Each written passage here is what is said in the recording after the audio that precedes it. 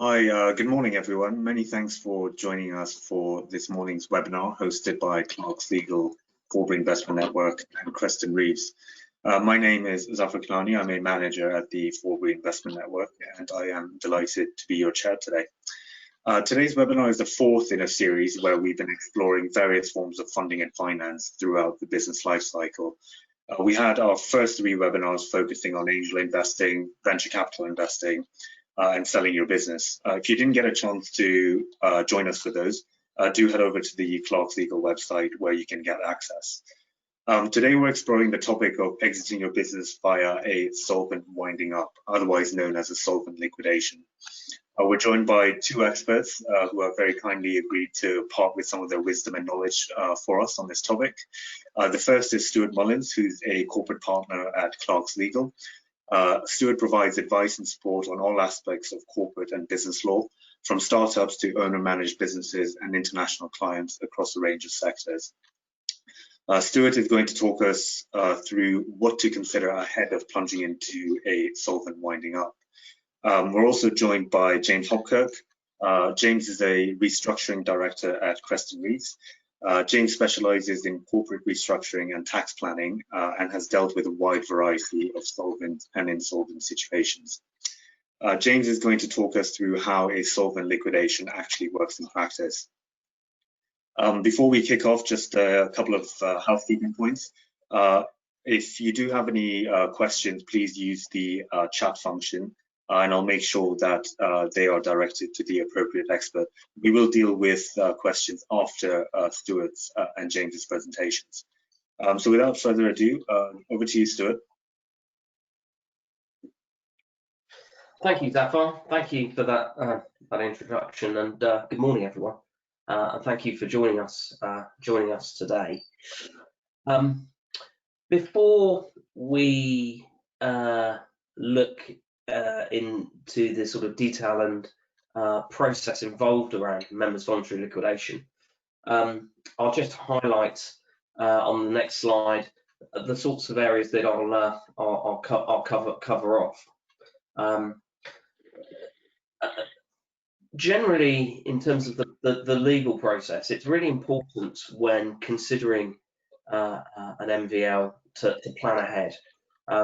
A lot of the legal considerations will come into play well in advance of the appointment of a liquidator. And what I'll look to do here is to highlight some of those legal considerations, some of the commercial considerations that you have to think about when considering the MVL route, and also highlight why you might need one. Of course, whatever happens and whatever reason for using a voluntary liquidation is a ceasing of trade, you have to consider primarily the impact on the business and the goodwill, and what we're going to do with those things. Normally, goodwill in customer databases have value.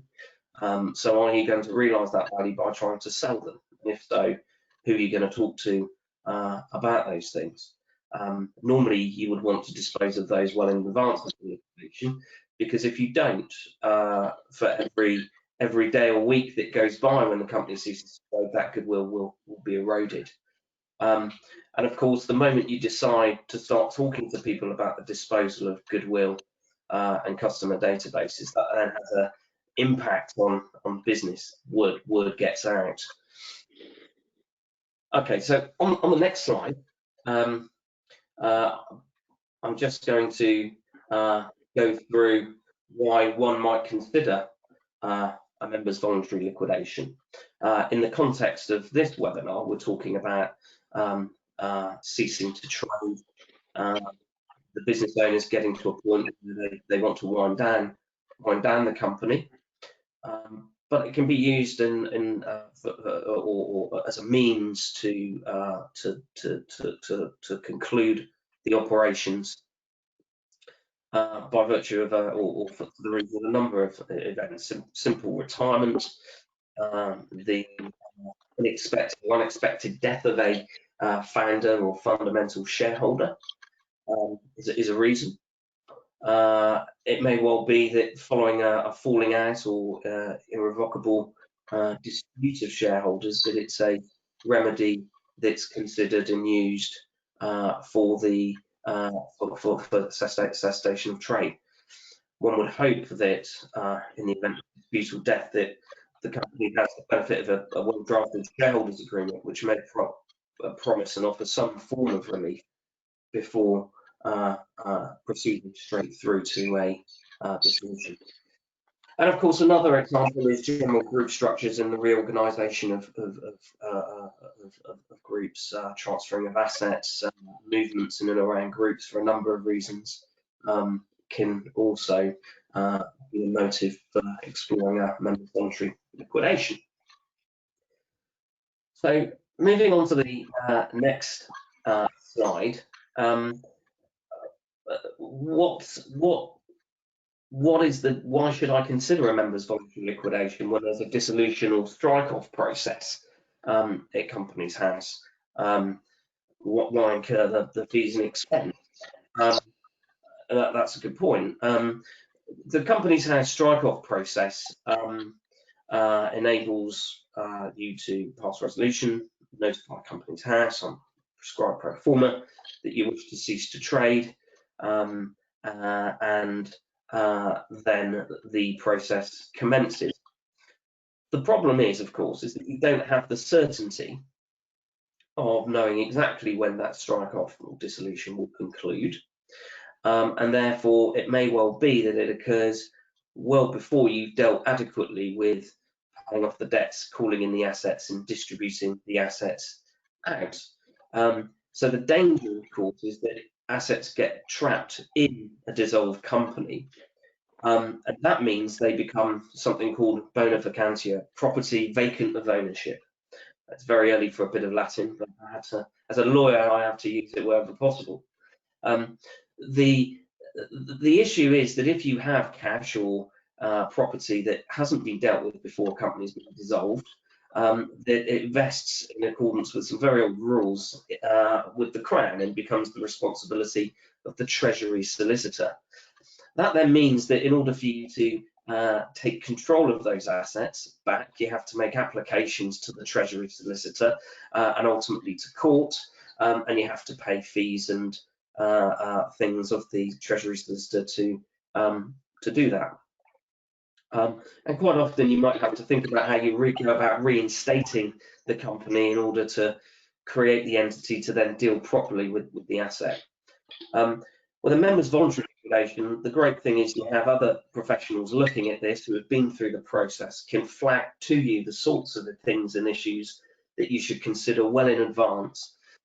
So you're getting to a point where you then cease to trade, you've dealt with all the assets appropriately, and you effectively have a clean break from the point of liquidation, knowing that everything has been dealt with and considered, and that there are going to be no issues. So control really is the important thing. My view is that dissolution or strike-off should only really be considered where you've got a dormant company and it's been dormant for some time. Okay, so moving on to the next slide, we're going to start looking at the commercial considerations. As I say, it's really important to plan early. You know, a good 6 to 9 months beforehand, you should draw up lists of all of the assets involved in the business. You should really explore the ownership of those assets, and you should really give some thought as to hitting certain milestones well before you want to cease to trade or then revert to the liquidator. And again, it's really important to plan early to manage the process of disposing and getting full value out of the databases and the goodwill in the company, if that's something you want to realise. And it's also a good idea to manage the PR implication of a voluntary liquidation. Moving on, we'll look at the sort of core legal considerations that often impact and need planning and need thought well before cessation of trade or liquidation. The first is, of course, you have to have regard to the fact that once you cease to trade, your employees are likely to become redundant. There are obligations on you to pay redundancy pay and monies. That has an impact on your cash flow. It may well be that if you dispose of the assets in good time relating to the trading business, that the employees will transfer over automatically, or some of them, by virtue of that asset trade. So again, another reason to explore perhaps the ability to transfer over the goodwill in the customer list. The next thing to think about is asset ownership. How are the assets owned? Do you own them all? Are they leased? If there are leased assets, what happens to those lease arrangements? Do you need to buy out the leases? Again, cash flow implication. What about your property? What about your commercial lease over the property, or if you own property with your pension fund and there's a lease back to the company, what are the impacts from your pension trustee's perspective? Ceasing to trade, does that trigger any particular issues there? Certainly you'll need to talk to the pension trustees, and you may need to talk to the financial advisor who set up the scheme, as well as the trustees, to be clear on what's going to happen going forward. And then be clear on assets that won't be distributed before the liquidation. James will come on and talk to you about some of the tax benefits of distribution through voluntary liquidation. So have a handle on what you're going to realise in terms of cash beforehand that sits in the business, and or what's going to be transferred out prior to voluntary legal liquidation. I think that's enough from me as a sort of overview of the legal issues to consider before liquidation. And now I'll hand you over to James, who will take you through the process in detail. So James, over to you. Thank you, Stuart, and thank you again for inviting me to participate in this webinar. Good morning, everybody. I'm James Hopkirk, the Restructuring Director at Kreston Reeves. My team work closely with our tax and corporate partners to carry out a reasonable number of these solvent liquidations. And whenever there is news of changes to capital gains tax, such as now, we do see an increase in inquiries.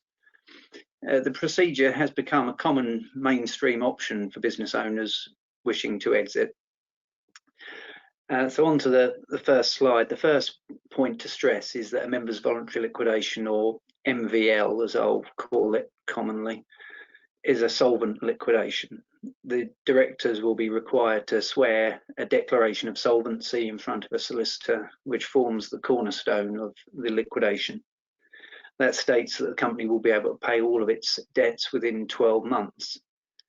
In terms of the formal process, it's the directors that recommend an MVL to the shareholders, and it's the shareholders who then vote for that at a general meeting. The shareholders also vote to appoint a liquidator who takes steps to realise the assets of the company, pay the costs of liquidation, and distribute the surplus to the shareholders. Next slide, please.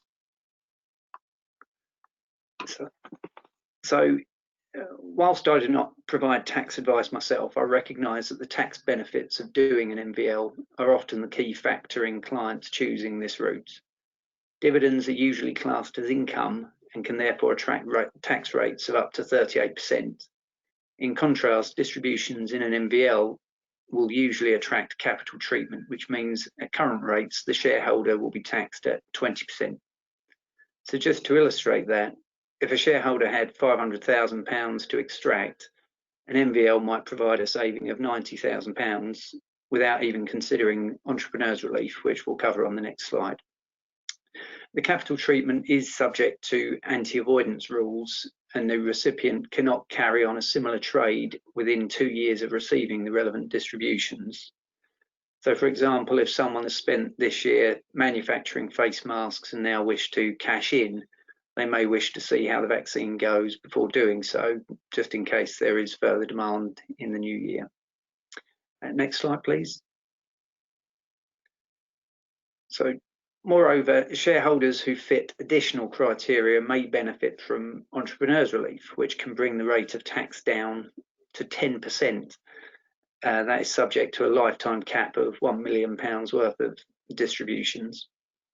The criteria are that the company must have been trading for 2 years, the individual must own at least 5% of the company, and the individual must have been employed by the company or been a director for 2 years. So you'll see this, or these criteria really fit in with a picture of an owner-manager who's built up a successful business and then wishes to exit because the business has been sold or because the owner wishes to retire. I would stress again that my role as liquidator would not include the provision of tax advice. However, there are grey areas, especially around the anti-avoidance rules. With the potential savings being so great, so are the consequences of getting it wrong. So specialist advice is crucial, and we can provide that at Kreston Reeves. Next slide, please. So there are often various steps which directors should take to wind down the business following cessation of trade. Stuart touched on this in his presentation, and I mention it again really from a cost perspective. The more of these steps that can be taken prior to the liquidation commencing, the more straightforward the liquidation will be. We're very happy to help a director with the winding down process if required, but we usually offer a soft touch approach and only like to get directly involved when we are genuinely adding value. Where the business is sold, it is likely that the company will have engaged solicitors who will help with employee issues and transferring contracts.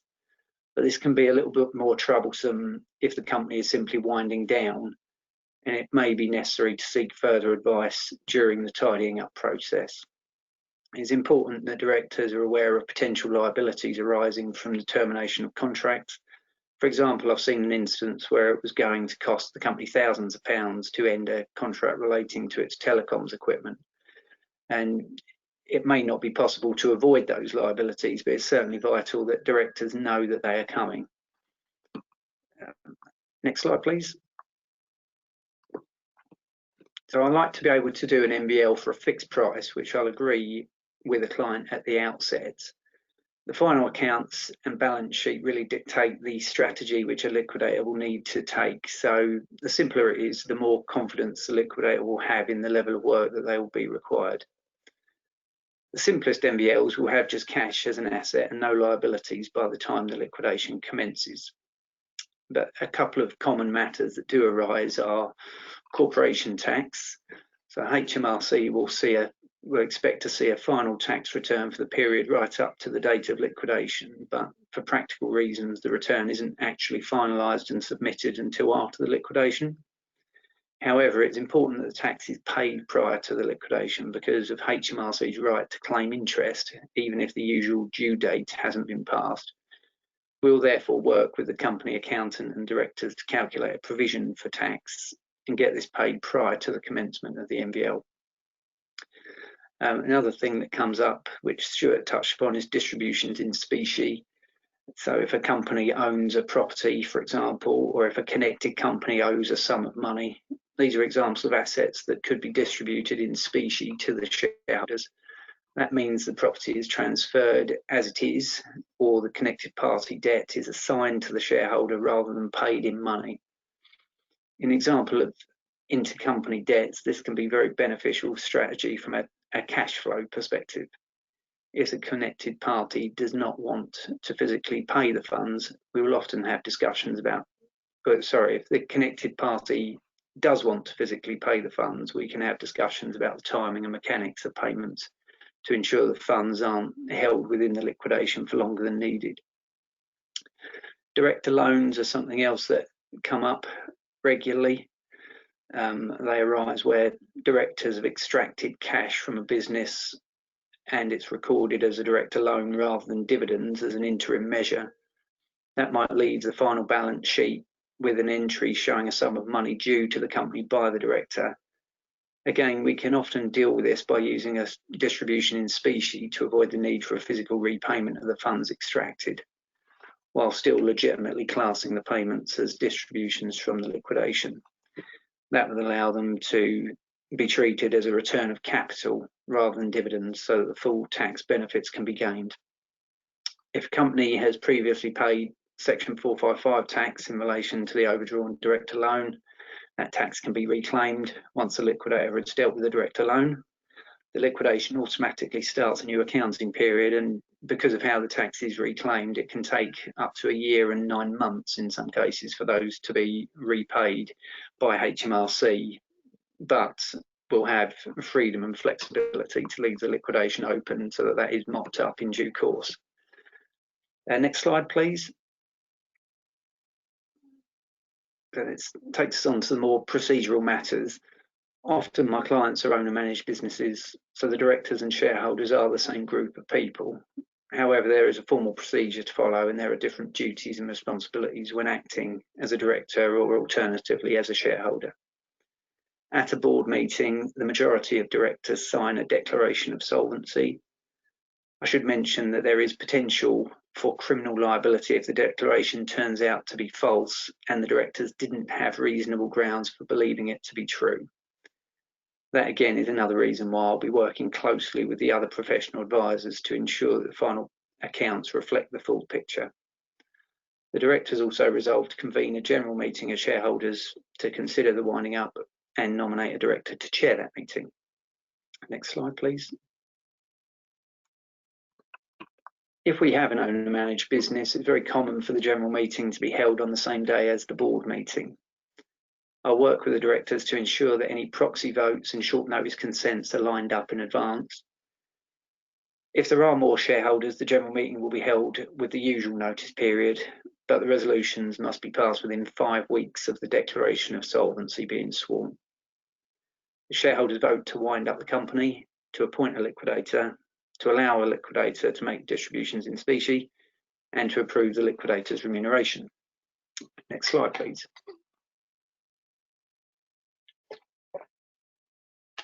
So a key aspect of this strategy for a liquidation revolves around the distribution of funds from the company to the shareholders, and often shareholders will want to minimise the amount of time that the funds are under the control of the liquidator. The liquidator's role in that regard is to manage the practicalities and manage expectations. I will usually ask that funds are transferred prior to the commencement of liquidation into a client account to avoid the risk of the company's bank account being frozen if the bank finds out that the company has gone into liquidation and doesn't really understand what that means, because we found historically that that can delay proceedings quite significantly. Shareholders will be asked to sign an indemnity to cover any unexpected claims that arise, and a provision of funds will usually be held back by the liquidator for the same reason. In certain circumstances, it's feasible that the majority of funds can be distributed within the first 7 days after the commencement of the liquidation. And next slide, please. Other than the initial urgency to distribute funds, the liquidator has various functions to perform. Notice is sent to Companies House and to the London Gazette. I will realise any other assets of the company and any small balance that may remain in the company's old bank account. I'll liaise with HMRC to establish what returns and liabilities are outstanding so that these can be submitted and paid. I'll then seek specific clearance from HMRC to confirm they have no objection to the liquidation being concluded. It's that takes the most time, and a liquidation can run for several months before a small final distribution is made to the shareholders and the liquidation is concluded. However, the directors and shareholders will have a little involvement really at that stage after the initial distribution is paid. The company is finally dissolved around 3 months after the conclusion of the liquidation. Next slide, please. So that's a very brief rundown of a typical MVL. There are some unusual features which can arise, and I'll be very happy to take specific questions today or for people to follow up afterwards. I would just mention that I also deal with insolvent situations, and obviously there's a lot of financial pressure on companies at the moment. The government has brought in measures to limit the action that landlords and creditors can take against companies who owe money, but my expectation is those restrictions will expire very early in the new year. if you're impacted by one of your suppliers or customers becoming insolvent, or if you yourself need a different perspective on how to deal with any difficulties you're facing, please do get in touch. My experience is that the earlier advice is sought, the more options will be available. So thank you again for your time, and I'll now pass back to Zaf. Thank you very much, Stuart and James, for your excellent insight. We've had a few questions come through the chat function. Stuart, I think this one's probably one for you. The question that asks, when considering a special resolution to wind up, do you need 75% of all shareholders to vote in favour, or is 75% of those who vote in person or by proxy on the day? Thanks, Zaf. Thank you. Yeah, thanks for the question. James, correct me if you think I'm wrong, but my view is it depends on whether or not you're looking to pass the resolution through the written resolution format, or whether or not you're going to do so through a formal general meeting. If it's a written resolution, it will need to be at least 75% of all shareholders in the company, and if it's a general meeting, it will need to be 75% as evidenced through proxy or show of hands who attend that specific meeting. Yeah, I'd agree with that. And just to add on a small piece, we would usually use the general meeting approach rather than a written resolution. And I think from a risk perspective, you know, if I was aware as a liquidator that there was any kind of dispute amongst the shareholders, then we'd certainly be looking to engage with them rather than force for a resolution, because we wouldn't want to put a company into liquidation, distribute the funds, and then be subject to a challenge that the resolution wasn't valid, even if, you know we've crossed the T's and dotted the I's. We'd much rather do it all by consent, really. That's a very good point, James. Normally, when you're looking at some form of liquidation route, bit like any sort of exit from a business, if there isn't clear unison between the parties, then there is likely to be other issues to consider in the disagreement as to what should happen, that may manifest themselves through allegations of breach of duty, or issues around unfair prejudice or abuse of position in respect of minority shareholders. So if everybody is not on board with the process, then that needs to be, I think, considered at a very early age. It's not wise to sort of ride this through on a simple or a special resolution process. Dialogue, discussion and consensus should be reached early on to prevent the real prospect of challenge or further issues arising at the point of the liquidation process or beyond. Thanks both. I think that covers off that question. James, we've got one about how much an MVL actually costs in practice. Can you give us a sense of that, please? Yeah. So as I said in the presentation, we do like to offer a fixed fee that would be dependent on a number of factors. You know, if it's cash in the bank and that's all that's left, then, you know, depending on the number of directors, number of shareholders and things like that, it might be in the region of a fixed fee of 4,000 to 6,000 plus disbursements. The disbursements can be another 500 to £1,000 really for the statutory advertising we have to do. There's an insolvency bond that any liquidator has to have on any appointment, and that the cost of that, depends on the value of assets that a liquidator is going to be controlling. So, you know, anywhere between £4,000 and £6,000 plus the disbursements. I would also just mention that if you Google MVLs, there are some firms that will advertise it at you know, £999 plus VAT. And of course, I would be very cautious of recommending those kind of outfits to anybody. You know, we all work on here within large organisations with, you know, very broad networks of people that we work with. And I think if you are considering a liquidation, solvent or insolvent, then, you know, I'd much rather think that people were asking their accountant or their solicitor who they would recommend they use, you know, rather than going with the cheapest option, because there are consequences to getting it wrong, not least the amount of tax that you'll be paying if the distributions aren't done correctly and in your best interests. Thanks, James. Stuart, one for you. How does one go about working out the value of their customer list and goodwill? Yeah, that's a good question.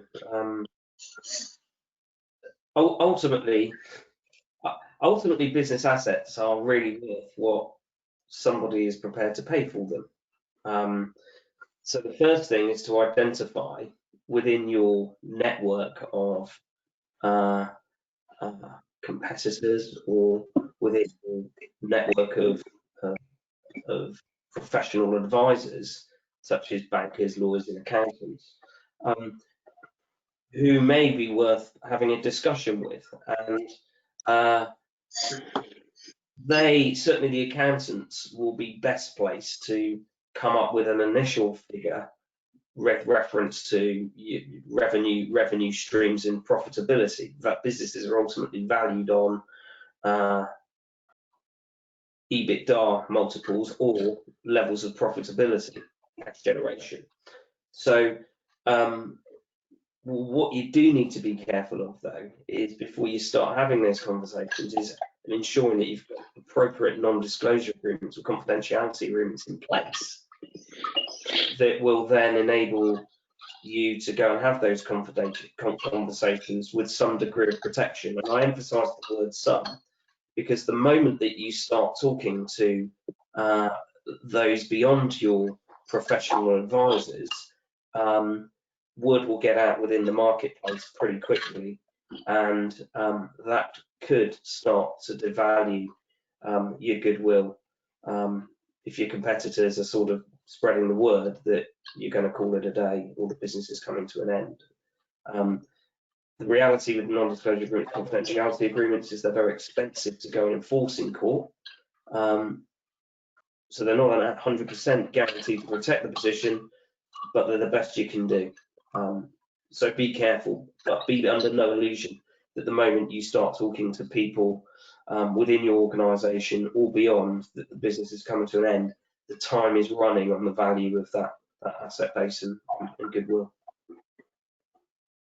Thanks, Stuart. James, any sort of further insights from your part?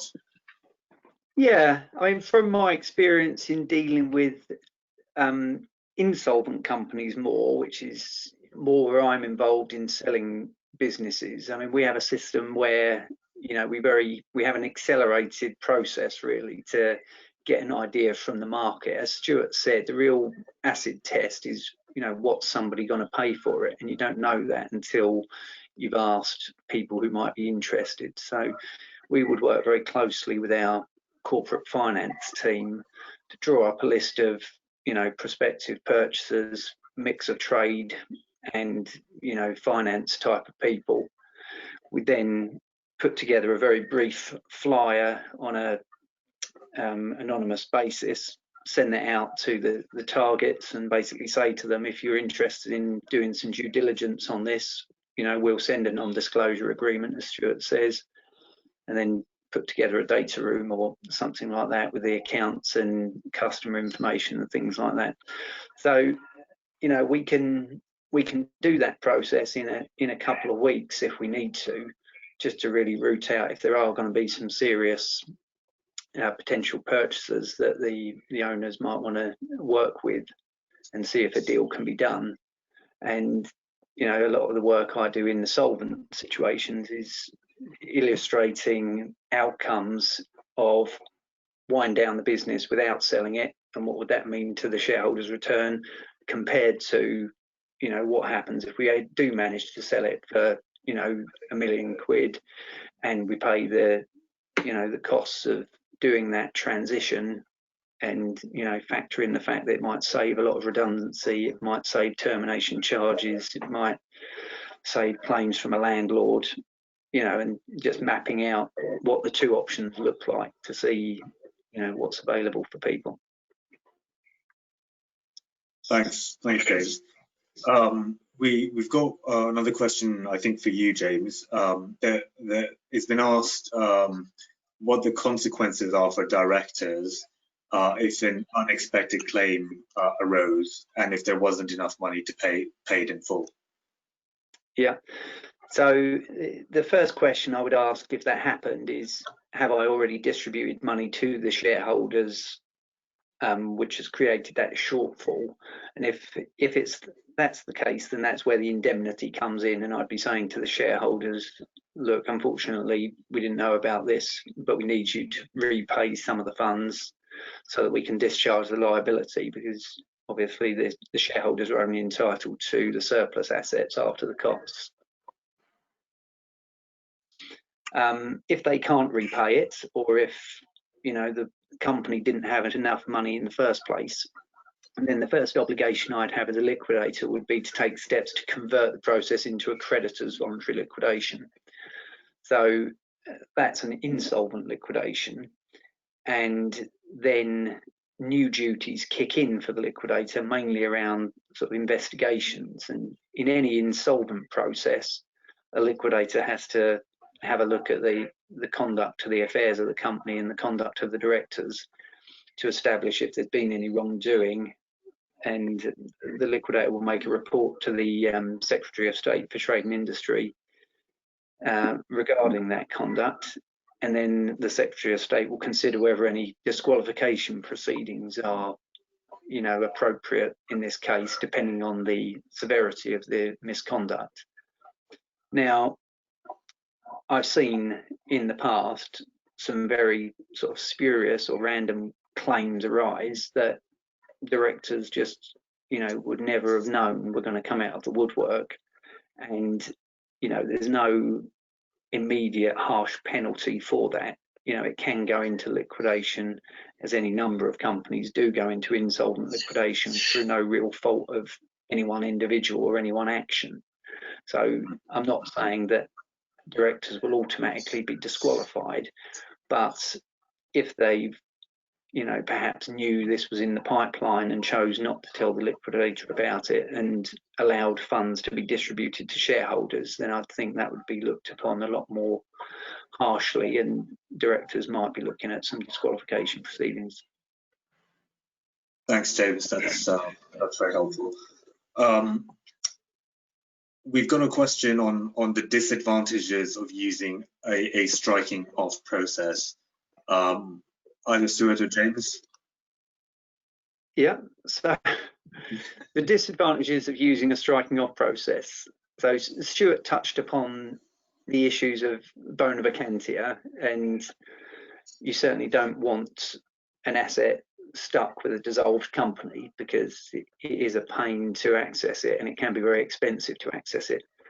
I would focus more on the tax benefits. So I think if a company has under £25,000 of reserves when it's considering dissolving, then shareholders can take out up to £25,000 and treat that as capital. So that's when the reduced tax rates come in, your 20%. However, any more than 25,000, then that's when it starts getting treated as dividend income, and you're looking at your higher rates. So it's the appointment of a liquidator and receiving the money from a liquidation, which is really the crucial cog in that process. So if you just go to dissolution, then you miss out on that, and you're possibly missing out on the tax benefits. Also seeing examples there, as I say, this bona vacantia that is an issue, because you're never in control of the precise date at which the company will be dissolved. And I have seen instances where in the 11th hour, Companies House have received an objection to a strike-off process. And sometimes that's an erroneous objection from HMRC or any other stakeholder. And what that then does is reset the clock in the process. You have to then go and deal with the issue.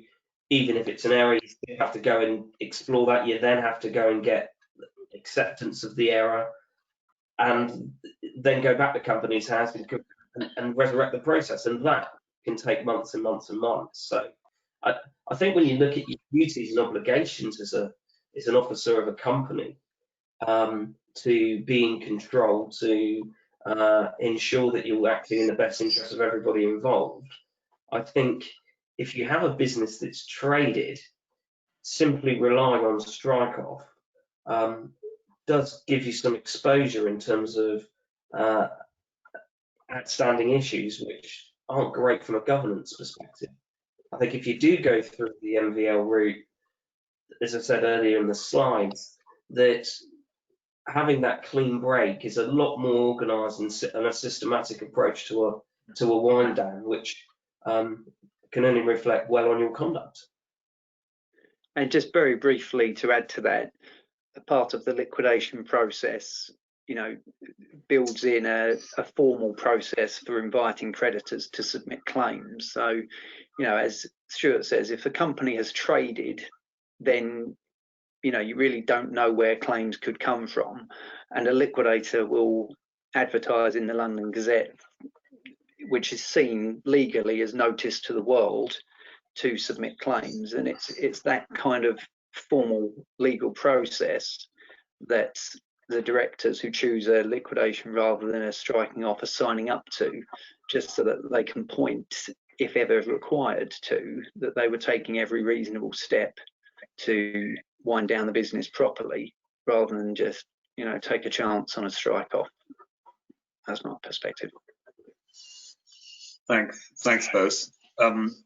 James, we've got one for you. If one were to wind up their limited company, are they prevented from continuing on as a sole trader? And I think this touches on the point that you made on carrying on a similar trade for 2 years following. Yeah, certainly carrying on the same trade as a sole trader would fall within the anti-avoidance provisions. As I say, there's a lot of grey area, and subtle differences to how you operate can have an impact on whether you fall within the anti-avoidance or not. But that is a real red flag of something that I would say go and speak to a tax expert. If you're planning to do that, get some kind of assurance before you dive into that, because it can have huge consequences for the rate of tax you're going to pay. Thanks very much. James, another one for you. You're a popular man today. Is there a risk that HMRC will try to treat distributions as income rather than capital? If the distributions are paid from a liquidation, then, as my understanding is, that the anti-avoidance provisions are the hurdle that you need to clear. I mean, it's fairly clear in the law that any distributions paid from a liquidation are treated as capital, because it's a return of capital on a winding up. So unless you fall within the anti-avoidance, there shouldn't be any reason for HMRC trying to pick holes in it. I would also say that by virtue of a liquidation having been done, that doesn't make any individual's tax return or the company's tax return more likely to come under scrutiny from HMRC. I think usually HMRC have an algorithm for selecting 1 in 50 or whatever it is tax returns to look at, and I think that a members voluntary liquidation wouldn't make it any more likely for anybody to be under scrutiny. So, you know, in conclusion, as long as you get the right advice and you are winding up your company and not going to do the same trade, then there's no reason why you shouldn't get capital treatment. Thank you very much. Stuart, we've got one for you. Can you give us a sense of a checklist of things that one should consider in preparation of winding up their business? Yeah, sure. I think you need to start with a list, really, of I divide the business with headings of operational and financial, and then within those headings I would do a list of all of the things that the business is involved with or that impacts the business. So assets, well, what are the assets? What exactly are the assets? You know, that's a lot, you know, really go through it. I mean, we don't really care how many staplers are in the stationery cupboard, but we sort of need detail behind, you know, exactly what are they? It's you know, give some thought, list them, identify ownership of them. Property, really understand property. If you've got more than one, if you've got several properties, if you've got pension involvement, if there's some mixed commercial and residential element there, how's the ownership split between your pension trustees and your company? Make sure you understand how that's held. Be clear on borrowings. Be clear on what debt's in the business, if anything, because remember, as James said, that you will need to give declarations as to solvency if you're going to go down a voluntary liquidation route. These debts will need to be discharged. Things like bounce back loans and Seagull schemes will need to be repaid before you can proceed down these routes. Get an overview on your employees. Be clear on how long they've been with you, because that has an impact on redundancy costs. You know, there's obligations to consult with people or discuss with people depending on the size of the employee group. Understand what that number is in total is going to look like, because all these things impact on cash flow. And again, James has explained that the more prep you do at the beginning of the process, and the cleaner the balance sheet in the business is, the shell of the business is at the point that you hand it over to the liquidator, that will have an impact on fees. That may well mean that you have to go and spend some fees on HR consultants or lawyers, or for additional hours from your accountants on more interim cash flow forecasting, so that you can ensure that you can meet these obligations. And as I say, yes, I can give people lists if they'd like me to, and that would the best checklist, I think, is to follow a sort of standard due diligence checklist that one might be asked to complete in the event of a sale of the business, because that comes up with all the sorts of headings. Is designed to cover all the headings that impact every type of business, regardless of trade. And it may well be that it's not applicable, but I think it will focus the mind. And if anyone would like me to send a due diligence checklist to them, my email address is there. Please don't hesitate to contact me, and I'm sure between us we can get that over to you. Thanks, Stuart. That's really helpful.